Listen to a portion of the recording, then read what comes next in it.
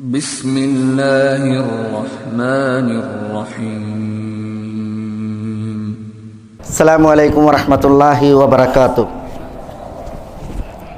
بسم الله الرحمن الرحيم. الحمد لله رب العالمين، والصلاة والسلام الأتمان الأكملان على خاتم الأنبياء والمرسلين نبينا محمد وعلى آله وأصحابه وأهل بيته الطيبين الطاهرين ومن تبعهم بإحسان إلى يوم الدين. يا أيها الذين آمنوا اتقوا الله حق تقاته ولا تموتن إلا وأنتم مسلمون. يا أيها الناس اتقوا ربكم الذي خلقكم من نفس واحدة وخلق منها زوجها وبث منهما رجالا كثيرا ونساء واتقوا الله الذي تساءلون به والأرحام إن الله كان عليكم رقيبا. يا أيها الذين آمنوا اتقوا الله وقولوا قولا سديدا يصلح لكم أعمالكم ويغفر لكم ذنوبكم ومن يطع الله ورسوله فقد فاز فوزا عظيما. ثم أما بعد، فإن أصدق الكلام كلام الله، وخير الهدي هدي محمد صلى الله عليه وسلم، وشر الأمور محدثاتها وكل محدثة بدعة وكل بدعة ضلالة وكل ضلالة في النار.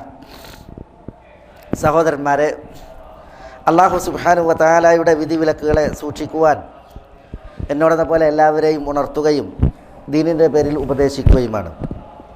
ഇന്നീ മിമ്പറിൽ സമ്പത്തിനോടുള്ള ഒരു മുസൽമാൻ്റെ നോട്ടവും സമീപനവും എങ്ങനെയായിരിക്കണം, അത് നബി സല്ലല്ലാഹു അലൈഹി വസല്ലം തങ്ങൾ വാക്കാൽ പ്രവൃത്തിയാൽ എങ്ങനെയാണ് നമ്മളെ പഠിപ്പിച്ചത് എന്നുള്ളതാണ്. സമ്പത്ത് കൊള്ളൽ, സ്വത്ത് നേടൽ ജീവിത ലക്ഷ്യമാക്കി സമ്പത്തിനു വേണ്ടി ജീവിക്കുകയും ആ മാർഗേണ ദുനിയാവിൽ നിന്ന് പടിയിറങ്ങുകയും ചെയ്യുന്ന ആളുകളുണ്ട്.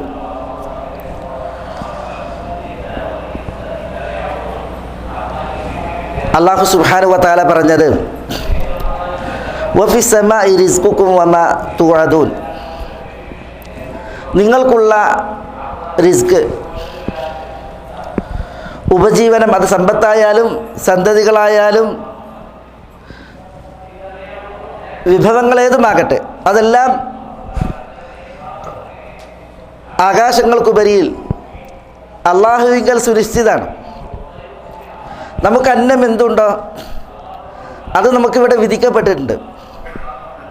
നമ്മൾ മാതാക്കളുടെ ഗർഭപാത്രത്തിൽ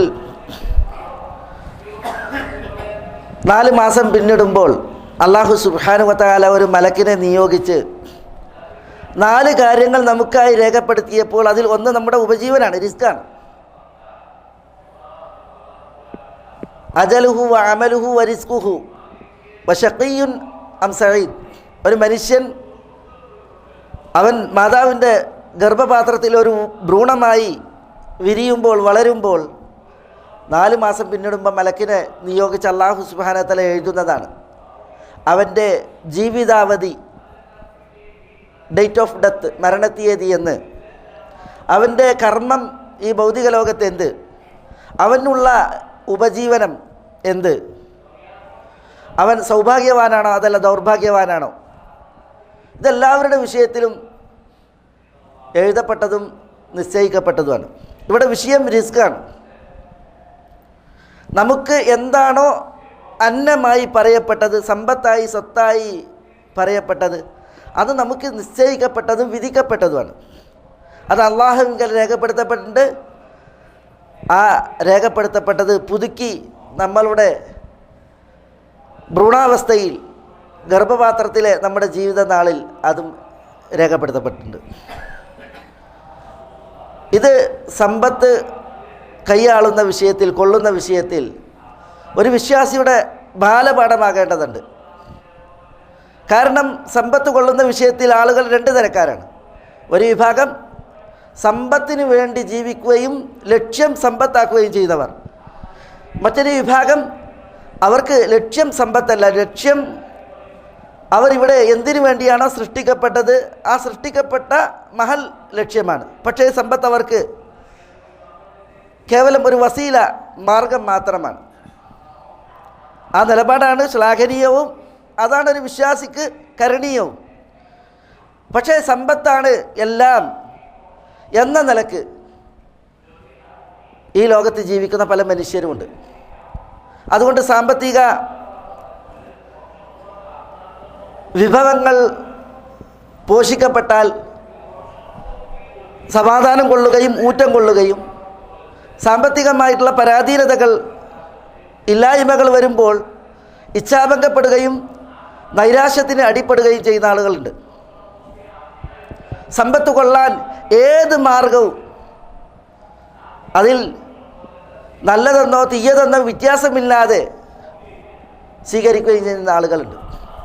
ലക്ഷ്യം സമ്പത്താക്കിയിട്ടുണ്ട് എങ്കിൽ അത് നാശഹേതുകമാണ്. നബി സല്ലല്ലാഹു അലൈഹി വസല്ലം തങ്ങൾ പറഞ്ഞത് തഈസ അബ്ദുദ്ദീനാർ, തഈസ അബ്ദുദ്ദിർഹം, തഈസ അബ്ദുൽ ഖമീല, തഈസ അബ്ദുൽ ഖമീസ, തഈസ വൻതകസ് വഇദാ ശീക ഫലൻ തകശ്. ഇതൊക്കെ റസൂലുള്ളാഹി സ്വല്ലല്ലാഹു അലൈഹി വസല്ലം തങ്ങളിൽ നിന്നുള്ള ചില അറിയിപ്പുകളാണ്. ദീനാറിൻ്റെ അടിമ നശിക്കട്ടെ എന്നാണ്, ദിർഹമിൻ്റെ അടിമ നശിക്കട്ടെ എന്നാണ്. അതേപോലെ തന്നെ സ്വത്തായി കൊള്ളുന്ന വസ്ത്രങ്ങൾ, കാര്യങ്ങൾ, അതിനൊക്കെ അടിപ്പെട്ട ആളുകൾ നശിക്കട്ടെ എന്നാണ്. തൈസ വൻ തകസ് വഇദാ ശീക ഫലൻ തകശ്. ഒരു മുള്ളു കുത്തിയാൽ ആ മുള്ളു പോലും കാലിൽ നിന്നെടുക്കാൻ കഴിയാത്ത വിധം നാശത്തിന് അടിപ്പെടുന്ന ആളുകൾ അവരാണ് ദുനിയാവിൻ്റെ അടിമകൾ, അഥവാ ദീനാറിൻ്റെയും ദിർഹമിൻ്റെയും അടിമകൾ, സമ്പത്തിൻ്റെ അടിമകൾ എന്ന് നബി സല്ലല്ലാഹു അലൈഹി വസല്ലം തങ്ങൾ പറയാണ്. അൽഹാകുമുത് തകാസുർ, തകാസുർ പെരുപ്പിക്കൽ, പരസ്പരം പെരുപ്പിക്കൽ, അത് ചിലരുടെ സ്വഭാവമാണ്. അതവരെ നശിപ്പിച്ചു എന്ന് അല്ലാഹു സുബ്ഹാനഹു വ തആല പറയാണ്. സമ്പത്തിൽ പരസ്പരം പെരുമ, അത് പെരുപ്പിച്ച് പെരുമ നടിക്കുന്ന ആളുകൾ അവരാ ഗണത്തിൽപ്പെട്ടതാണ്, നാശമാണ് എന്ന് ഉണർത്തുകയാണ്. റസൂലുള്ളാഹി സ്വല്ലല്ലാഹു അലൈഹി വസല്ലം തങ്ങൾ പറഞ്ഞു, ഇദാ കാന ലിബ്നി ആദമ വാദിയൻ മിൻ ദഹബ്, മനുഷ്യന് സ്വർണത്തിൻ്റെ ഒരു താഴ്വാരം സമ്പത്തായിട്ടുണ്ട് എങ്കിൽ ലബ്തഗാ വാദിയൈൻ ഔ കമാ ഖാൽ, രണ്ട് താഴ്വാരം ഉണ്ടായിരുന്നുവെങ്കിൽ എന്ന് ആഗ്രഹിച്ചു പോകുമെന്നാണ്. സ്വർണത്തിൻ്റെ ഒരു താഴ്വാരം ഒരാൾക്ക് ദുനിയാവിൽ വകുപ്പായിട്ട് സമ്പത്തായിട്ടുണ്ട് എങ്കിൽ എത്രമാത്രം വലിയ സമ്പന്നനാണ്. പക്ഷെ അതുള്ളവൻ വേറെ ഒന്നുകൂടി ഉണ്ടായിരുന്നുവെങ്കിൽ എന്ന് ആഗ്രഹിച്ചു പോകും. എന്നിട്ട് പറയാണ്, മനുഷ്യൻ്റെ ഉള്ളു നിറക്കാൻ മണ്ണല്ലാതെ മറ്റൊന്നും മതിയാവില്ല എന്നാണ്. എന്ന് പറഞ്ഞാൽ മണ്ണ് അതാണ് മനുഷ്യൻ്റെ വയറ് നിറക്കാൻ മതിയായത് എന്ന് പറഞ്ഞിട്ടെങ്കിൽ സ്വത്ത് എത്ര കിട്ടിയിട്ടുണ്ടെങ്കിലും അത് ഇനിയും എന്ന രീതിയിൽ മനുഷ്യന്മാരൊരു പക്ഷവായനയാണ്. അതൊരു വിശ്വാസിക്ക് പാടുള്ളതല്ല എന്നുണർത്താണ് റസൂലുള്ളാഹി സ്വല്ലല്ലാഹു അലൈഹി വസല്ലം തങ്ങൾ ഇപ്രകാരം നമ്മളെ അറിയിക്കുന്നത്. ഇവിടെ സ്വത്തിൻ്റെ പേരിൽ മനുഷ്യന്മാർ ധർമ്മം മറക്കുകയും തങ്ങളുടെ ജീവിത ലക്ഷ്യം നമ്മളോട് പറഞ്ഞത് എന്താ? ഫിറു ഇലല്ലാഹ്, അള്ളാഹുവിലേക്ക് മത്സരിച്ച് നമ്മൾ ഓടാനാണ്. ഫസ്ഔ ഇലാ ദിക്രില്ല, അള്ളാഹുവിനുള്ള സ്മരണയിലേക്ക് നമ്മൾ ധൃതി കാണിച്ച് വേഗത്തിൽ പോകാനാണ്. വഫി ദാലിക വലിയതനാഫസിൽ മുതനാഫിസൂൻ, സ്വർഗത്തിൻ്റെ വിഷയത്തിൽ മത്സരിക്കാനാണ്. സാരിഉ ഇലാ മഗ്ഫിറത്തി മിർ റബ്ബിക്കും, റബ്ബിൻ്റെ പാപമോചനത്തിലേക്ക് വേഗത്തിൽ ചെല്ലാനാണ് കൽപ്പന. സാബിഖു ഇലാ ജന്ന, സ്വർഗത്തിലേക്ക് മത്സരിച്ച് ചെല്ലാനാണ് കൽപ്പന. അപ്പോൾ സ്വർഗം നേടാൻ, അള്ളാഹുവിൻ്റെ പാപമോചനം നേടാൻ, അള്ളാഹുവിനെ നേടാൻ, സ്വർഗത്തിൻ്റെ അനുഗ്രഹങ്ങൾ നേടാൻ ദുനിയാവിൽ മത്സരിക്കാനും അതിൽ പ്രയത്നിക്കാനും കൽപ്പിച്ച ആളുകൾ ഈ പരമപ്രധാനമായ ലക്ഷ്യങ്ങളെ മാറ്റിവെച്ച് ലക്ഷ്യം ആക്കാൻ പാടില്ലാത്ത വിഷയങ്ങൾ, വിശിഷ്യ സമ്പത്ത്, അത് ലക്ഷ്യമാക്കിയിട്ട് അതിനു വേണ്ടിയിട്ടാണ് മത്സരങ്ങൾ, അതിനു വേണ്ടിയിട്ടാണ് പ്രയാണങ്ങൾ, സത്വര ഗമനങ്ങൾ എന്ന് പറയുമ്പോൾ യഥാർത്ഥത്തിൽ വിശ്വാസ ലോകം അങ്ങനെയാണ് തങ്ങളുടെ ലക്ഷ്യങ്ങളാക്കുന്നതെങ്കിൽ അവർ വ്യതിചലിക്കുകയാണ് ചെയ്യുന്നത്. അവിടെയാണ് നബി സല്ലല്ലാഹു അലൈഹി വസല്ലമ തങ്ങളുടെ വാക്കുകളും നബി സല്ലല്ലാഹു അലൈഹി വസല്ലമ തങ്ങളുടെ പ്രവൃത്തികളും തിരുചര്യകൾ നമുക്ക് മാതൃകയായിട്ട് മാറുന്നത്. ബഹ്റൈനിൽ നിന്ന് സ്വത്ത് വന്നു. ബഹ്റൈൻ റസൂലുള്ളാഹി സ്വല്ലല്ലാഹു അലൈഹി വസല്ലമ തങ്ങളുടെ കാലഘട്ടത്തിൽ ഇസ്ലാമിന് കീഴ്പ്പെട്ട നാടാണ്. ബഹ്റൈൻ എന്ന് പറഞ്ഞാൽ ഈ അഹ്സ മുതൽ ഇങ്ങോട്ടുള്ള നാടുകൾക്കാണ് അന്ന് ബഹ്റൈൻ എന്ന് പറയാം. നല്ല സമ്പൽ ധന്യമായിരുന്നു അന്നത്തെ ബഹ്റൈൻ. കാർഷിക ഇതര ഉൽപ്പന്നങ്ങളാൽ ധന്യമായ സ്ഥലം. അപ്പോൾ ഇവിടെ നിന്ന് സ്വത്ത് നബി സല്ലല്ലാഹു അലൈഹി വസല്ലമ തങ്ങളുടെ അടുക്കലേക്ക് വരികയാണ്, മദീനയിലേക്ക്. നബി സല്ലല്ലാഹു അലൈഹി വസല്ലമ തങ്ങളുടെ അടുക്കലേക്ക് സ്വത്ത് വന്നാൽ നബി സല്ലല്ലാഹു അലൈഹി വസല്ലമ തങ്ങൾ അത് വീതിക്കും, അർഹർക്കിടയിൽ വീതിക്കും. അൻസാരികളിൽ ചിലരത് മനസ്സിലാക്കി. നബി സല്ലല്ലാഹു അലൈഹി വസല്ലമ തങ്ങൾക്ക് ബഹ്റൈനിൽ നിന്നുള്ള സ്വത്ത് വന്നിട്ടുണ്ട്. അപ്പോൾ കരങ്ങളിൽ നിന്ന് അത് നേടുവാൻ വേണ്ടിയിട്ട് പലരും റസൂലുള്ളാഹി സ്വല്ലല്ലാഹു അലൈഹി വസല്ലമ തങ്ങളെ തിരുനബി നടക്കുന്ന വഴിയിൽ തന്നെ ചെന്ന് മീറ്റ് ചെയ്യാൻ തുടങ്ങി, കാണാൻ തുടങ്ങി. അപ്പോൾ റസൂലുള്ളാഹി സ്വല്ലല്ലാഹു അലൈഹി വസല്ലമ തങ്ങൾ അവരോട് പറയാണ്, ബഹ്റൈനിൽ നിന്ന് സ്വത്ത് എൻ്റെ അടുക്കൽ വന്നു എന്നുള്ള വാർത്ത നിങ്ങൾക്ക് എത്തിയിട്ടുണ്ടല്ലേ? സഹാബികൾ പറയണം അതെ. അപ്പോൾ റസൂലുള്ളാഹി സ്വല്ലല്ലാഹു അലൈഹി വസല്ലമ തങ്ങൾ പറയാണ്, ലൽ ഫഖ്റ അഖ്ഷ അലൈക്കും വഇന്നമാ അഖ്ഷ അലൈക്കും അദ്ദുന്യ അൻ തുബ്സത അലൈക്കും ഫതുഹ്ലികകും കമാ അഹ്ലകല്ലദീന മിൻ ഖബ്ലിക്കും. എന്താ നബി സല്ലല്ലാഹു അലൈഹി വസല്ലം തങ്ങൾ അവരോട് പറഞ്ഞത്? നിങ്ങൾക്ക് ഞാൻ ദാരിദ്ര്യം ഭയക്കുന്നില്ല. ഞാൻ നിങ്ങൾക്ക് ഭയക്കുന്നത് ദുനിയാവ്, അത് നിങ്ങളുടെ മുമ്പിൽ കുമിഞ്ഞുകൂടുന്നത്, ദുനിയാവ് നിങ്ങൾക്ക് വിശാലമാകുന്നതിനെയാണ് ഞാൻ ഭയക്കുന്നത്. ദുനിയാവ് വിശാലമായാൽ ദാരിദ്ര്യം വരുന്നത് പോലെയല്ല വിഷയം. ദുനിയാവ് വിശാലമായിട്ടുണ്ട് എങ്കിൽ ഫതുഹ്ലികകും, അത് നിങ്ങളെ നശിപ്പിക്കും. നിങ്ങളെന്ന് പറഞ്ഞാൽ സഹാബികളെ ഉദ്ദേശിച്ച് റസൂൽ അവിടെ പറയണം.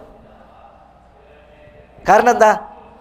പൂർവ്വകാലത്ത് ഈ ഭൗതിക ലോകം ദുനിയാവാണ് എന്ന് പറഞ്ഞാൽ സമ്പത്താണ് പൂർവ്വഗാമികളെ നശിപ്പിച്ചിട്ടുള്ളത്. അതുപോലെ നിങ്ങൾക്കും ദുനിയാവ് സമ്പത്ത് നാശം കൊണ്ടുവരുമോ എന്ന് ഞാൻ ഭയക്കുകയാണ് എന്ന് റസൂലുള്ളാഹി സ്വല്ലല്ലാഹു അലൈഹി വസല്ലം തങ്ങൾ അവിടെ അറിയിക്കണ്ടായി.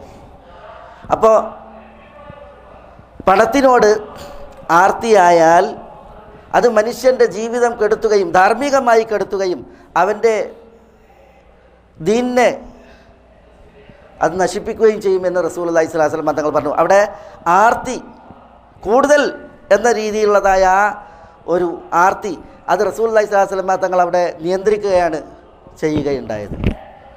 ഇന്ന ഹാദൽ മാല ഹുൽവത്തുൻ ഖദിറ ഫമൻ അഖദഹാ ബിസഖാവത്തിൻ മിൻ നഫ്സിൻ മിൻ ബുരിക ലഹു ഫീ വമൻ അഖദഹാ ബിഇശ്റാഫി നഫ്സിൻ മിൻ ലം യുബാരിക ലഹു ഫീ ഔ കമാ ഖാല സല്ലല്ലാഹു അലൈഹി വസല്ലം. സല്ലല്ലാഹു അലൈഹി വസല്ലം തങ്ങൾ പറഞ്ഞതാണ്, സ്വത്ത് അത് ഹുൽവത്തുൻ ഖദിറ,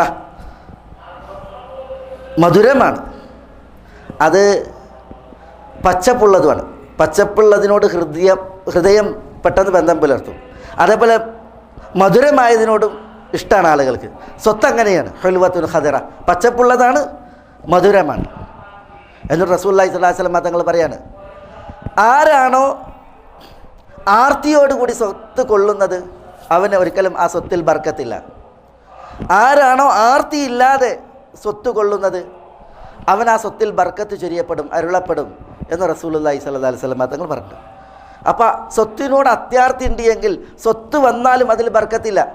ഖതീബ് ഉണർത്തിയതുപോലെ എത്ര മനുഷ്യന്മാർ സ്വത്ത് ധാരാളമുണ്ട്, പക്ഷേ അവരുടെ സ്വത്ത് അവർക്ക് ഉപകരിക്കുന്നില്ല.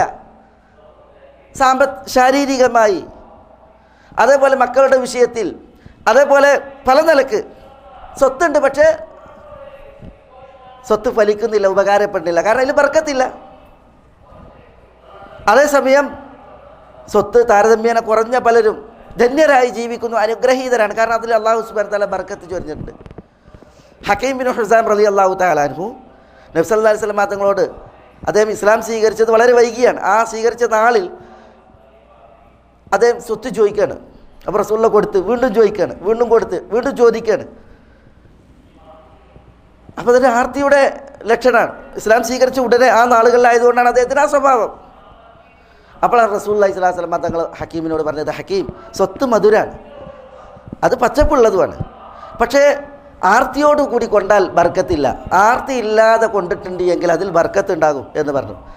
ആ ഉപദേശം കേട്ട ഹക്കീം പിന്നെ ഒരിക്കലും ഒരാളോട് സ്വത്ത് ചോദിച്ചിട്ടില്ല എന്നുള്ളതാണ്. സ്വത്ത് ചോദിച്ചില്ല. അന്ന് കാലങ്ങളിൽ ബൈത്തുൽമാൽ നിലവിലുണ്ട്. ബൈത്തുൽമാലിലേക്ക് സ്വത്ത് വന്നാൽ ആ ബൈത്തുൽമാലിലെ സ്വത്ത് മുസ്ലിമീങ്ങൾക്കിടയിൽ വീതിക്കും. അബൂബക്കർ റളിയല്ലാഹു റസൂലുള്ളാഹിന്റെ ശേഷം വീതിച്ചു, ഉമർ വീതിച്ചു. അപ്പോഴൊക്കെ ഹക്കീം ബിൻ ഹിസാം ജീവിച്ചിരിപ്പുണ്ട്. അദ്ദേഹം ബൈത്തുൽമാലിൽ നിന്ന് കൊടുത്താൽ വരെ സ്വീകരിക്കുമായിരുന്നില്ല എന്ന റസൂലുള്ളാഹിന്റെ ഉപദേശം കേട്ടതിൽ പിന്നെ. പക്ഷേ ഹക്കീം ബിൻ ഹിസാം മരണപ്പെട്ടപ്പോൾ ഖുറൈശികളിലെ ഏറ്റവും വലിയ സമ്പന്നൻ മരണപ്പെട്ടു എന്ന വാർത്തയാണ് ലോകം വായിക്കുന്നത്. സ്വത്തിൽ അല്ലാഹു സുബ്ഹാനഹു വ തആല അദ്ദേഹത്തിന് അനുഗ്രഹം ചൊരിഞ്ഞതിനാൽ, ബർക്കത്ത് ചൊരിഞ്ഞതിനാൽ അദ്ദേഹത്തിനുണ്ടായ ആ ഒരു ധന്യത. ഇവിടെയൊക്കെ നബി സല്ലല്ലാഹു അലൈഹി വസല്ലം തങ്ങളുടെ ഈ ഉപദേശങ്ങളുടെ വില നമ്മൾ മനസ്സിലാക്കേണ്ടതുണ്ട്. നമ്മൾ അബ്ദുല്ലാഹി ഇബ്നു അംറിൽ നിന്ന് ഉദ്ധരിക്കപ്പെടുന്ന ഇമാം മുസ്ലിമിൻ്റെ നിവേദനം കേട്ടു. അതിലെന്താ റസൂലുള്ളാഹി സ്വല്ലല്ലാഹു അലൈഹി വസല്ലം തങ്ങൾ പറയുന്നത്? ഖദ് അഫ്ലഹ മൻ അസ്ലം വറുസിക കഫാഫൻ വകന്നഅഹു അല്ലാഹു ബിമാ ആത. എന്താ? ഖദ് അഫ്ലഹ മൻ അസ്ലം, ഇസ്ലാം സ്വീകരിച്ചവൻ തീർച്ചയായും വിജയം വരിച്ചു. ഇസ്ലാം സ്വീകരിച്ചവൻ വിജയം വരിച്ചു, തീർച്ച. പിന്നെ പറയാണ് വറുസിക കഫാഫൻ, കഫാഫ് ഉപജീവനമായി നൽകപ്പെട്ടവൻ. എന്താ ഈ കഫാഫ്? പട്ടിണി മാറുന്നത്, യാചനയെ ചെറുക്കുന്നത്. ഒരാൾക്ക് യാചിക്കേണ്ട ആവശ്യമില്ല, എന്നാലോ അയാളുടെ പട്ടിണി മാറാനുള്ള വകുപ്പ് അയാൾക്കുണ്ട് എങ്കിൽ ഖദ് അഫ്ലഹ, അയാളും വിജയം വരിച്ചു തീർച്ച എന്ന് നബി സല്ലല്ലാഹു അലൈഹി വസല്ലം തങ്ങൾ പറയാണ്. വഖന്നഅഹു അല്ലാഹു ബിമാ ആത, മാത്രമല്ല അള്ളാഹു അദ്ദേഹത്തിന് എന്താണോ നൽകിയതിൽ അതിൽ അയാൾക്ക് അള്ളാഹു മനപ്പൊരുത്തം, മനതൃപ്തി നൽകി. അങ്ങനെയുള്ള മനുഷ്യനും വിജയിച്ചു. കുറച്ചാണുള്ളത്, പക്ഷേ മനപ്പൊരുത്തം കിട്ടിയതിൽ അയാൾ വിജയം വരിച്ചു എന്നാണ് ഇവിടെ റസൂലുള്ളാഹി സ്വല്ലല്ലാഹു അലൈഹി വസല്ലം തങ്ങൾ പഠിപ്പിക്കുന്നത്. എന്താണോ അള്ളാഹു നൽകിയത് അതിലൊരു മനപ്പൊരുത്തം, മനതൃപ്തി അതുണ്ട് എങ്കിൽ കുറഞ്ഞു എന്നതിൻ്റെ പേരിൽ അയാൾ ടെൻഷൻ്റെ അടിമയാകില്ല. കൂടുതൽ കിട്ടിയവനോട് അസൂയയില്ല. കൂടുതലില്ല എന്നതിൻ്റെ പേരിൽ അയാൾക്ക് മറ്റൊരാളോട് പകയോ അല്ലെങ്കിൽ അത് നേടാൻ വേണ്ടിയിട്ടുള്ളതായ ഇതര നിഷിദ്ധ വഴികളോ അയാൾക്കില്ല. കാരണം എന്താ? അയാൾക്ക് കനാഅത്തുണ്ട്. കനാഅത്ത് എന്ന് പറഞ്ഞാൽ എന്താ? അള്ളാഹു മനുഷ്യ മനസ്സിൽ അവതരിപ്പിക്കുന്ന, നൽകുന്ന തൃപ്തിയാണ്. ഉള്ളതിൽ തൃപ്തി. അപ്പോൾ ഉള്ളതിൽ തൃപ്തി അരുളപ്പെട്ടവൻ, കഫാഫായി ഉപജീവനം അരുളപ്പെട്ടവൻ, മുസ്ലിമായവൻ തീർച്ചയായും വിജയം വരിച്ചു എന്ന് നബി സല്ലല്ലാഹു അലൈഹി വസല്ലം തങ്ങൾ പറയണം. ഈ ഉപദേശത്തിൽ നമുക്ക് വായിക്കാനുള്ളത് എന്താ? വായിക്കാനുള്ളത് കുറച്ചാണെങ്കിലും ഉള്ളതിൽ തൃപ്തി, അത് നമുക്കുണ്ടാകണം എന്നുള്ളതാണ്. അങ്ങനെയാണ് എങ്കിൽ മറ്റുള്ളവരോട് അസൂയയില്ല, അവരോട് കെടുമ്പില്ല. അതേപോലെ നമുക്കില്ലാത്തതിൽ നമുക്ക് ടെൻഷനായിട്ട് ഒരു ടെൻഷൻ്റെ അടിമയാകുന്ന വിഷയവും ഇല്ല എന്നുള്ളതാണ്. ഇതേപോലെ സാരോപദേശങ്ങൾ, തിരുനബിയുടെ ഉപദേശങ്ങൾ നമുക്ക് വേറെയും കാണാൻ സാധിക്കും. ഉൻദുറു ഇലാ മൻ തഹ്തക്കും വലാ തൻദുറു ഇലാ മൻ ഹുവ ഫൗകക്കും. താഴെയുള്ളവരിലേക്ക് നോക്കാൻ പറഞ്ഞു, മുകളിലേക്ക് നോക്കരുത് എന്ന് പറഞ്ഞു. ദുനിയാവിൻ്റെ വിഷയത്തിലാണത്. ദുനിയാവിൻ്റെ വിഷയത്തിൽ, സമ്പത്തിൻ്റെ വിഷയത്തിൽ നമുക്കില്ല എങ്കിൽ നമ്മളെക്കാൾ ഇല്ലാത്തവരിലേക്ക് നോക്കാൻ പറഞ്ഞു. നമ്മളെക്കാൾ ഉള്ളവരിലേക്ക് നോക്കരുത് എന്ന് പറഞ്ഞു. കാരണം എന്താ? ദാലിക അജ്ദറു അല്ലാ തസ്ദരിയ നിഅമത്തുല്ലാഹി അലൈക്കും. ആ നോട്ടമാണ്, അഥവാ താഴേക്കിടയിലേക്കുള്ള നോട്ടം, മുകളിലേക്ക് നോക്കാതിരിക്കൽ. അതാണ് അള്ളാഹു നമുക്കേകിയ നിഅമത്തിനെ നമ്മൾ നിസ്സാരവൽക്കരിക്കാതിരിക്കാൻ, അത് നമ്മളാൽ കൊച്ചാക്കപ്പെടാതിരിക്കാൻ കരണീയമായത് എന്ന് റസൂലുള്ളാഹി സ്വല്ലല്ലാഹു അലൈഹി വസല്ലം തങ്ങൾ പറയാണ്. അപ്പോൾ എന്തിനാ താഴേക്ക് നോക്കാൻ പറഞ്ഞത്? സമ്പത്തിൻ്റെ വിഷയത്തിൽ, സാമ്പത്തികമായിട്ടുള്ള വിഷയങ്ങൾ നമ്മുടെ നിലപാടുകൾ സന്തുലിതാകാനാണ്. നമ്മൾ യഥാർത്ഥ ലക്ഷ്യത്തിൽ നിന്ന് വഴുതി അലക്ഷ്യമായി നമ്മൾ തെറ്റിൽ നിബന്ധിക്കാതിരിക്കാൻ, അധാർമികതയിൽ പതിക്കാതിരിക്കാൻ ഉള്ള ഉപദേശങ്ങളാണ്. ഇതേപോലെ നമുക്ക് ധാരാളം നിർദ്ദേശങ്ങൾ മതത്തിൽ വായിക്കാൻ സാധിക്കും. നമ്മൾ കേട്ടു, നമ്മൾ മരിച്ചു പോകുമ്പോൾ എന്താ റസൂലുള്ളാഹി സ്വല്ലല്ലാഹു അലൈഹി വസല്ലം തങ്ങൾ പറഞ്ഞത്? മരണവേളയിൽ ആളെന്താ? ഹത്താ ഇദാ ജാഅ അഹദഹുമുൽ മൗത്ത് ഖാല റബ്ബി ഇർജിഊൻ. മരണത്തിൻ്റെ സക്കറാത്തിൽ മരണം വന്നാൽ എന്താ മനുഷ്യൻ പറയാ? അല്ലാഹു സുബ്ഹാനഹു വ തആല വിശുദ്ധ ഖുർആനിൽ പറയാണ്, ഹത്താ ഇദാ ജാഅ അഹദഹുമുൽ മൗത്ത് ഖാല റബ്ബി ഇർജിഊൻ. അള്ളാഹിനോട് പ്രാർത്ഥിക്കുന്നതാണ് മരിക്കാൻ കിടക്കുന്ന മനുഷ്യൻ, എന്നെ ദുനിയാവിലേക്ക് മടക്ക്. എന്താ അല്ലാഹു സുബ്ഹാനഹു വ തആല പറയാ? എന്തിനാ മടക്കണത്? മടക്കണത് ലഅല്ലി അഅമലു സ്വാലിഹൻ, ഞാൻ വല്ല സുഹൃതവും ചെയ്യട്ടെ, നല്ല പ്രവൃത്തിയും ചെയ്യട്ടെ, അതുകൊണ്ട് ദുനിയാവിലേക്ക് മടക്കുന്നതാണ്. അതുവരെ ദുനിയാവിന് വേണ്ടി ജീവിച്ച് സമ്പത്തിന് വേണ്ടി ജീവിച്ചവൻ മലക്കുൽ മൗത്ത് വന്ന് കവാടം മുട്ടുമ്പോൾ പറയാണ് റബ്ബി ഇർജിഉൻ ലഅല്ലി അഅമലു സാലിഹൻ, ഞാൻ നല്ലതും വല്ലതും ചെയ്യട്ടെ, എന്നെ ദുനിയാവിലേക്ക് മടക്കുന്നതാണ്. പക്ഷേ കല്ല ഇന്നഹാ ഹുവ കലിമത്തുൻ ഹുവ ഖായിലുഹ, അങ്ങനെ പറയുക എന്നുള്ളതല്ലാതെ അല്ലാഹു സുബ്ഹാനഹു വ തആല ഒരു പരിഗണനയില്ലാത്ത വർത്താനാണ് ആ റബ്ബി ഇർജിഉൻ, എന്നെ മടക്ക് എന്നുള്ള ആ അഭ്യർത്ഥന. അപ്പം മരിക്കണ വേളയിൽ പിന്നെ സമ്പത്തിനല്ല വില, പിന്നെയോ സൽപ്രവൃത്തിക്കാണ് വില. അതുകൊണ്ടാണ് അതിനൊരു അവസരത്തിന് ദുനിയാവിലേക്ക് മടക്കാൻ ആവശ്യപ്പെടുന്നത്. അപ്പോൾ ആ മരണവേളയിൽ നമ്മൾ എന്തിനാണ് കൊതിക്കുന്നത്? അത് മരണത്തിലേക്ക് കാലെടുത്ത് വെക്കുന്നതിന് മുമ്പ് നമ്മൾ കൊതിക്കണം. മരണസമയത്ത് ഒരു വില ഇല്ലാത്തൊരു സാധനം, അതിനു മുമ്പ് നമുക്ക് അത്ര വില ഉണ്ടാകാൻ പാടില്ല എന്ന് നമ്മൾ പഠിപ്പിക്കപ്പെടുകയാണ്. ഇനി മരിച്ച് പരലോക യാത്രയായാൽ നബി സല്ലല്ലാഹു അലൈഹി വസല്ലം തങ്ങൾ പറഞ്ഞു, എന്താ പറഞ്ഞത്? യത്ബഉൽ മയ്യിത സലാസത്തു, 3 പേർ ജനാസയെ അനുഗമിക്കും. കേട്ടാ, 3-ൽ മാലുഹു വ അഹ്ലുഹു വ അമലുഹു, സമ്പത്ത്, കുടുംബം, കർമ്മം. ഇതാണല്ലോ ജനാസയെ അനുഗമിക്കുന്ന 3 പേർ. റസൂലുള്ളാഹി സ്വല്ലല്ലാഹു അലൈഹി വസല്ലം തങ്ങൾ പറയാറ് ഫയർജിഉ ഇസ്നാനി, 2 ആൾ മടങ്ങും. മടങ്ങുന്ന 2 ആൾ സമ്പത്തും കുടുംബമാണ്. ഖബറിൽ സമ്പത്തില്ല, ഖബറിലുള്ളത് കഫനും പഞ്ഞിയും മാത്രമാണ്. നമ്മുടെ ഉടയാടകളിൽ നമ്മൾ അധ്വാനിക്കാത്ത ഉടയാടയാണ് കഫൻ. കഫനിൽ ഇവിടെ നമുക്ക് 2 പോക്കറ്റും പിന്നെ ഒരു പോക്കറ്റും ഉണ്ട്. 3 പോക്കറ്റുള്ള വസ്ത്ര, അല്ലെങ്കിൽ പോക്കറ്റുള്ളതാണ്, അതിൽ നമുക്ക് ഏറ്റി അടക്കാം സമ്പത്ത് ഉള്ളതെങ്കിൽ. പക്ഷെ കഫനിൽ അതുപോലുമില്ല, തുണിയാണ്, അതിന് പോക്കറ്റ് കൂടിയില്ല. അന്നാണ് ഒന്നുമില്ല കൊണ്ടുപോകാൻ. ആ രീതിയിലാണ് പ്രയാണം, ഖബറിലേക്ക് യാത്ര. ആ കഫനായിട്ടാണ് പോണത് ഖബറിലേക്ക്. പിന്നെ ഖബറിൽ എത്തിയിട്ടുണ്ടെങ്കിൽ സമ്പത്ത് മടങ്ങും, കുടുംബം മടങ്ങും. എന്താ ശേഷിക്കുന്നത് അമല് മാത്രമാണ്. അമല് മാത്രമാണ് ശേഷിക്കുന്നത്. അപ്പോൾ നമ്മൾ തനിച്ചാകുമ്പോൾ, നമ്മളുടെ ഖബറിടത്തിലേക്ക് നമ്മൾ ഉൾവലിയുമ്പോൾ നമ്മളോടൊപ്പം ശേഷിക്കുന്നതെന്തോ അതിനു വേണ്ടി നമ്മൾ സമയം ചെലവഴിക്കാതെ, അതിനെ നമ്മളൊരു പ്രധാന ലക്ഷ്യമാക്കാതെ, നമ്മളുടെ കൂടെ അല്ലാത്ത ഒന്നിനു വേണ്ടിയിട്ട് നമ്മൾ പണിയെടുക്കുക, അതിനു വേണ്ടിയിട്ട് നമ്മൾ അധ്വാനിക്കുക, സമയം കൊല്ലുക എന്ന് പറഞ്ഞാൽ അതാണ് പരാജയം. നബി സല്ലല്ലാഹു അലൈഹി വസല്ലം തങ്ങൾ പറഞ്ഞു, ഖബറിൽ മറമാടപ്പെട്ട് വിചാരണക്കപ്പുറം 2 മുഖങ്ങൾ ഖബറിൽ പ്രത്യക്ഷപ്പെടുന്നതാണ്. ഒരു കൂട്ടരുടെ അടുക്കലേക്ക് സുന്ദര മുഖം പേറി ഒരാൾ വരും എന്നാണ്, ഒരാഗതന് വരും. ഹദീസുകളിൽ കാണാൻ സഹിയായി ഉദ്ധരിക്കപ്പെടുന്ന ഹദീസിൽ സുന്ദര മുഖഭാവത്തിൽ ഒരാൾ വരും എന്നാണ്. സുഗന്ധ പരിമളമാണ്, സുന്ദര രൂപമാണ്. അപ്പോൾ ആരാണ് എന്ന് ചോദിക്കുമ്പോൾ, മറമാടപ്പെട്ട വ്യക്തി ആരാണെന്ന് ചോദിക്കുമ്പോൾ അന അമലുക സ്വാലിഹ്, ഞാൻ നിൻ്റെ സൽപ്രവൃത്തിയാണ് എന്ന് പ്രതികരിക്കുന്നതാണ്. ഞാൻ നിൻ്റെ സൽപ്രവൃത്തിയാണ്. ഖബറിൽ സൽപ്രവൃത്തി അങ്ങനെ വരും. എന്നാൽ മറ്റൊരു മുഖം, അത് ദുർഗന്ധം വമിക്കുന്നതും വികൃതവുമാണ്, കറുത്തിരുണ്ട മുഖമാണ്. ആ വികൃതം പേറുന്ന ദുർഗന്ധം വമിക്കുന്ന മുഖത്തോടും നാശം പറഞ്ഞ് നിനക്ക് നാശം, നീ ആര് എന്ന് മറമാടപ്പെട്ടവൻ ചോദിക്കുമ്പോൾ, നിനക്കെന്നെ അറിയില്ലേ, ഞാൻ നിൻ്റെ ദുഷ്കർമ്മങ്ങളാണ്, ഞാൻ നിൻ്റെ കർമ്മങ്ങൾ, ദുഷ്കർമ്മങ്ങൾ. അതാണ് വികൃതം പേറി ദുർഗന്ധം പേറി ഖബറിലേക്ക് വരുന്നത്. അപ്പോൾ നല്ലതായാലും തീയതായാലും കർമ്മങ്ങൾ ഖബറിൽ ശേഷിക്കും. അപ്പോൾ നല്ല കർമ്മങ്ങൾ അത് നമ്മൾ സമ്പാദിച്ചിട്ടുണ്ട് എങ്കിൽ ആ കർമ്മങ്ങൾ നമ്മളോട് ഒത്ത് ഖബറിൽ കൂട്ടിനുണ്ടാകും എന്ന് നമ്മൾ പഠിപ്പിക്കപ്പെടുകയാണ്. ഇതൊക്കെയും എന്തിനാണ് നമ്മൾ പഠിപ്പിക്കപ്പെട്ടത്? നമ്മൾ ലക്ഷ്യം മറക്കാതിരിക്കാനാണ്. യഥാർത്ഥ ലക്ഷ്യം എന്ത് എന്ന് വിവരിക്കപ്പെട്ടവരാണ് നമ്മൾ. ആ ലക്ഷ്യത്തിൽ നമ്മൾ ഒരിക്കലും വഴി തെറ്റാൻ പാടുള്ളതല്ല. വിശിഷ്യ ചർച്ചകൾ, സംവാദങ്ങൾ, സംസാരങ്ങൾ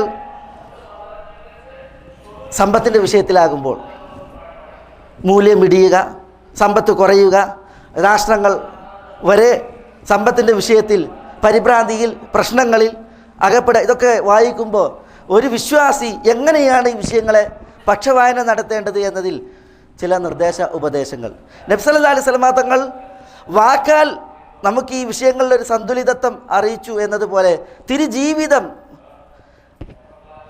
അതിൽ മാതൃകയാണ്. നബി സല്ലല്ലാഹു അലൈഹി വസല്ലം തങ്ങൾ ഇവിടെ ജീവിച്ചു. എന്താ നബി സല്ലല്ലാഹു അലൈഹി വസല്ലം തങ്ങളുടെ അടുക്കലുണ്ടായിരുന്ന ഭൗതിക കോപ്പുകൾ? തിരുവീട്, തിരുനബി സല്ലല്ലാഹു അലൈഹി വസല്ലം തങ്ങളുടെ വീട്, എന്താ ഹുജറകളായിരുന്നു. ഹുജറ എന്ന് പറഞ്ഞാൽ ചെറിയ അറകളാണ്. നബി സല്ലല്ലാഹു അലൈഹി വസല്ലം തങ്ങളുടെ ഭാര്യമാരുടെ വീടുകൾ. ആ അറകളിൽ എന്തായിരുന്നു ഭൗതികമായ കോപ്പുകൾ വിന്യസിക്കപ്പെട്ടത്, സ്ഥാപിക്കപ്പെട്ടത്? വളരെ വളരെ കുറഞ്ഞ അവശ്യ സാധനങ്ങൾ മാത്രമായിരുന്നു നബി സല്ലല്ലാഹു അലൈഹി വസല്ലം തങ്ങളുടെ വീട്ടിലെ വിഭവങ്ങളായിട്ടുണ്ടായിരുന്നത്. നമ്മൾ വായിക്കുന്നുണ്ട് ചരിത്രത്തിൽ. ആയിഷ ഉമ്മുൽ മുഅ്മിനീൻ റളിയല്ലാഹു തആല അൻഹയോട് സഹോദരി പുത്രൻ ഉർവത്ത് ബിൻ സുബൈർ ചോദിക്കുകയാണ്, നിങ്ങളുടെ ഉപജീവനം എന്തായിരുന്നു നിങ്ങൾ പശി അടക്കാൻ വിഭവം കണ്ടിരുന്നത് ചോദിക്കുമ്പോൾ ഉമ്മുൽ മുഅ്മിനീൻ ആയിഷ റളിയല്ലാഹു തആല അൻഹ റസൂലുള്ളാഹി സ്വല്ലല്ലാഹു അലൈഹി വസല്ലം തങ്ങളുടെ ജീവിത സഖി ഉമ്മുൽ മുഅ്മിനീൻ പറയാണ്, മകന് ചന്ദ്രോദയങ്ങൾ 1, 2, 3 കഴിഞ്ഞു എന്ന് പറഞ്ഞാൽ 3 മാസങ്ങളൊക്കെ പിന്നിടും നബി സല്ലല്ലാഹു അലൈഹി വസല്ലം തങ്ങളുടെ വീട്ടിൽ ഭക്ഷണങ്ങളായി അസ്വദാനി മാത്രമാണ് ഉണ്ടായിരുന്നത്. അസ്വദാനി എന്ന് പറഞ്ഞാൽ പച്ചവെള്ളവും കാരക്കയും. 3 മാസം കഴിഞ്ഞു പോകുമ്പോഴും അടുപ്പിൽ തീ പൂട്ടാൻ, അങ്ങനെ തീ പൂട്ടിയൊരു ഭക്ഷണ സാധനം ഉണ്ടാക്കാനുള്ള വിഭവം അവിടെ ഉണ്ടായിരുന്നില്ല. പച്ചവെള്ളവും കാരക്കയും കഴിച്ചായിരുന്നു ഞങ്ങൾ ജീവിച്ചിരുന്നത്. അപ്പോൾ ഉർവയുടെ ആശ്ചര്യത്തിലുള്ള ചോദ്യം, പച്ചവെള്ളവും കാരക്കയും മാത്രം മാസങ്ങൾ ഉപജീവനമോ? അപ്പോൾ ആയിഷ ഉമ്മുൽ മുഅ്മിനീൻ ആ പച്ചവെള്ളവും കാരക്കയും എന്നതിലേക്ക് മറ്റൊരു വിഭവം കൂടി കൂട്ടുകയാണ്. അതെന്താ? നബി സല്ലല്ലാഹു അലൈഹി വസല്ലം തങ്ങൾക്ക് അയൽവാസികളായി അൻസാരികളായ ചില മഹത്തുക്കൾ ഉണ്ടായിരുന്നു. അവരവരുടെ ഒട്ടകങ്ങളെ കറന്നാൽ ആ ഒട്ടകത്തിൽ നിന്നുള്ള പാലൽപ്പം ഇടയ്ക്ക് കൊടുത്തയക്കും നബി സല്ലല്ലാഹു അലൈഹി വസല്ലം തങ്ങൾക്ക്. നബിക്കുള്ള ഹദിയയാണ്. അപ്പോൾ നബി സല്ലല്ലാഹു അലൈഹി വസല്ലം തങ്ങൾ ഞങ്ങൾ ഭാര്യമാർക്ക് ആ പാലിൽ നിന്ന് അല്പാൽപ്പമായി തരുന്നതും ഞങ്ങൾക്ക് ഉണ്ടായിരുന്നു. ഒന്ന് ആലോചിച്ച് നോക്കൂ നിങ്ങൾ, ആരാണ് റസൂലുള്ളാഹി സ്വല്ലല്ലാഹു അലൈഹി വഅലൈഹി വസല്ലം തങ്ങൾ? നബി കുടുംബം. അവർ ഈ ദുനിയാവിൽ ജീവിച്ച നാളിൽ അവിടെ ഉണ്ടായിരുന്ന ഭൗതിക വിഭവങ്ങളുടെ ഒരു ആകത്തുക, ഒരു നഖചിത്രം, അതാണ് ഉമ്മുൽ മുഅ്മിനീൻ ആയിഷ റളിയല്ലാഹു തആല അൻഹ നമുക്ക് വിശദീകരിച്ച് തരുന്നത്. ഉദാഹരണങ്ങൾ ഈ വിഷയത്തിൽ നമുക്ക് ധാരാളം തിരുജീവിതത്തിൽ നിന്ന് ഉദ്ധരിക്കപ്പെട്ടത് മനസ്സിലാക്കാനുണ്ട്. ഇവിടെ സ്വത്തിൻ്റെ വിഷയത്തിൽ, സമ്പത്തിൻ്റെ വിഷയത്തിൽ ലക്ഷ്യം മറന്ന് മത്സരിക്കുകയും ലക്ഷ്യം മറന്ന ആളുകൾ പെരുമാറുകയും ചെയ്യുന്ന ഈ ഒരു യുഗത്തിൽ ഒരു വിശ്വാസി ഈ സമ്പത്തിനാൽ തകരാനും നശിക്കാനും പാടില്ല എന്നതിനാലാണ് ഈ ഒരു വിഷയം ഒരു ഖുത്ബയായി നമ്മളിവിടെ ശ്രവിക്കേണ്ടായത്. അല്ലാഹു സുബ്ഹാനഹു വ തആല നമ്മുടെ സ്വത്തിൽ ഉപരിയിൽ നിന്ന് അനുഗ്രഹം അരുളിയിട്ടുണ്ട് എങ്കിൽ കുറച്ചായാലും അത് നമുക്ക് ധന്യമായിരിക്കും.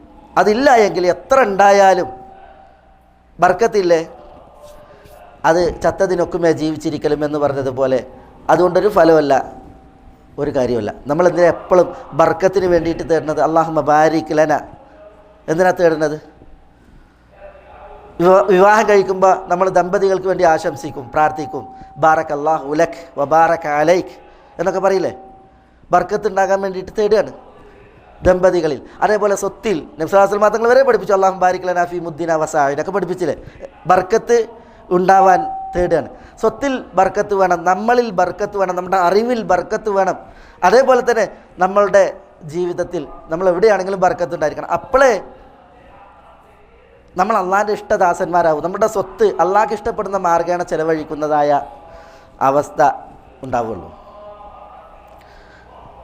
അതുകൊണ്ട് തന്നെ ആ ബർക്കത്തിനെ ഹനിക്കും വിധം ആർത്തി ബർക്കത്തിനെ ഹനിക്കും. അത്യാർത്തി അള്ളാഹുവിൻ്റെ ബർക്കത്ത് അള്ളാഹു സ്വത്തിൽ നിന്ന് എടുക്കുമാർ ഒരു ദുരന്താണ്. അത് റസൂലുള്ളാഹി സ്വല്ലല്ലാഹു അലൈഹി വസല്ലം തങ്ങൾ നമ്മളെ അറിയിച്ചിട്ടുണ്ട്. ഹലാലും ഹറാമും നോക്കാതെ കൊള്ളുക, നല്ലത് തീയത് നോക്കാതെ കൊള്ളുക, ഇതൊക്കെയും നാശഹേതുകമാണ്. നമ്മളെ സംബന്ധിച്ചിടത്തോളം അള്ളാഹു സുബ്ഹാനഹു വ തആല നമുക്ക് തരുന്നതിൽ അള്ളാഹുവിൻ്റെ അരുൾപ്പാടുണ്ടാവണം. അത് ഹനിക്കപ്പെടുന്നോ എന്നുള്ളത് നമ്മൾ ആലോചിക്കേണ്ടതുണ്ട്. പിന്നെ നമ്മൾ ഏതൊരു ലക്ഷ്യത്തിന് വേണ്ടി ഇവിടെ സൃഷ്ടിക്കപ്പെട്ടുവോ ആ ലക്ഷ്യം നമ്മൾ വിസ്മരിക്കുന്നുവോ എന്ന് നമ്മൾ ഭയക്കേണ്ടതുണ്ട്. ഒരിക്കലും അള്ളാഹുവിൻ്റെ വിധിയെ മറന്നുകൊണ്ടുള്ള ഒരു പെരുമാറ്റം സ്വത്ത് കൊള്ളുന്നതിൽ നമുക്കുണ്ടാകാൻ പാടുന്നതല്ല. സ്വത്ത് വന്നാലും പോയാലും നമ്മൾ വിധിവിശ്വാസം ഉള്ളവരാണ്. എനിക്കെന്ത് എന്നത് പടച്ചോൻ നിശ്ചയിച്ചതാണ്. അതെനിക്കൊരിക്കലും പോകില്ല, കിട്ടാതിരിക്കില്ല. എനിക്ക് നിശ്ചയിക്കപ്പെടാത്തത് ഞാൻ എത്ര പാടിട്ടിട്ടും കാര്യമില്ല, അതെനിക്ക് വരില്ല. അള്ളാഹു വിധിച്ചതെന്തോ അതാണ് എനിക്ക് കൊള്ളാനുള്ളത്, നേടാനുള്ളത്. ഈ ഒരു ചിന്ത അത് നമ്മളുടെ ഈ ഭൗതിക ജീവിതത്തിൽ നമ്മളെ ഭരിച്ചുകൊണ്ടേ ഇരിക്കണം. അപ്പോഴാണ് നമ്മൾ അനുഗ്രഹീതരാവുക. മേലായ റബ്ബ് സുബ്ഹാനഹു വ തആല നമ്മളെ എല്ലാവരെയും എല്ലാവിധ നന്മകൾക്കും അനുഗ്രഹിക്കുമാറാവട്ടെ. അള്ളാഹുവിൻ്റെ തൗഫീഖാക്കി അള്ളാഹു നമ്മളെ എല്ലാം തുടക്കുമാറാവട്ടെ. അള്ളാഹുവിന് വഴിപ്പെട്ട് ജീവിക്കുവാനുള്ള ആയുരാരോഗ്യം അള്ളാഹു നമുക്ക് ഏവർക്കും ഏറ്റി നൽകുമാറാവട്ടെ. അള്ളാഹു സുബ്ഹാനഹു വ തആല നമ്മളോട് ദുആക്ക് വസിയത്ത് ചെയ്തവരുടെ നല്ല ഉദ്ദേശങ്ങൾ നിറവേറ്റുമാറാവട്ടെ. രോഗം കൊണ്ട് വലയുന്നവരുടെ രോഗങ്ങൾക്ക് ശിഫ നൽകുമാറാവട്ടെ. അള്ളാഹുവിൻ്റെ അഫുവും ആഫിയത്തും അള്ളാഹു അവരിലും നമ്മളിലും അവതരിപ്പിക്കുമാറാവട്ടെ. അള്ളാഹു സുബ്ഹാനഹു വ തആല നമ്മെ നോക്കി വരുന്ന മുസീബത്തുകളെ നമ്മളിൽ നിന്ന് വഴിമാറ്റുമാറാവട്ടെ. നമ്മുടെ മാനസിക ശാരീരിക പ്രയാസങ്ങളെ അള്ളാഹു ദൂരീകരിക്കുമാറാവട്ടെ. നമ്മുടെ ഇണകളിൽ മക്കളിൽ ഇഹത്തിലും പരത്തിലും അള്ളാഹു നമുക്ക് ഏവർക്കും കൺകുളിർമയേറ്റുമാറാവട്ടെ. നമ്മളിലൂടെ കൺകുളിർമയേറ്റ് നമ്മുടെ മാതാപിതാക്കളെ അള്ളാഹു അനുഗ്രഹിക്കുമാറാവട്ടെ. അല്ലാഹുമ്മ ഗ്ഫിർ ലിൽ മുഅ്മിനീന വൽ മുഅ്മിനാത്ത് വൽ മുസ്ലിമീന വൽ മുസ്ലിമാത്ത് അൽ അഹ്യാഇ മിൻഹും വൽ അംവാത്ത് ഇന്നക മുജീബുദ് ദഅവാതി യാ ഖാദിയൽ ഹാജാത്ത്. അല്ലാഹുമ്മ അഇസ്സൽ ഇസ്ലാമ വൽ മുസ്ലിമീൻ വഅദില്ല ശിർക വൽ മുശ്രിക്കീൻ വദമ്മിർ അഅദാഅക അഅദാഅൽ മില്ലത്തി വദ്ദീൻ. اللهم احفظ لهذه البلاد أمنها ورخاءها. اللهم احفظ لها استقرارها. اللهم احفظ لها قيادتها وعقيدتها إنك ولي ذلك والقادر عليه يا حي يا قيوم يا ذا الجلال والإكرام. اللهم صل على محمد وعلى آل محمد كما صليت على إبراهيم وعلى آل إبراهيم إنك حميد مجيد. اللهم بارك على محمد وعلى آل محمد كما باركت على إبراهيم وعلى آل إبراهيم إنك حميد مجيد. وآخر دعوانا أن الحمد لله رب العالمين. السلام عليكم.